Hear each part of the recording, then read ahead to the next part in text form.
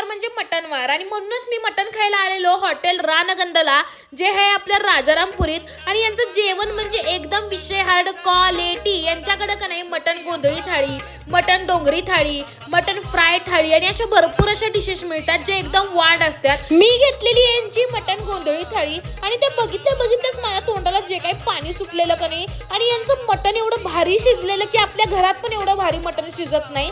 आणि खरंच सांगतो याची टेस्ट एवढी वाढ होती करे की काही सांगायलाच नको. त्यात ह्याचा तांबडा रस्सा, पांढरा रस्सा आणि सोलकडीचा विषय नॉट कार्यक्रम होता. खरंच सांगतो पाहिजे तितकं प्या, वड की वड. आणि नंतर असं मनात आलं की जरा फ्राय थाळी पण ट्राय करूया.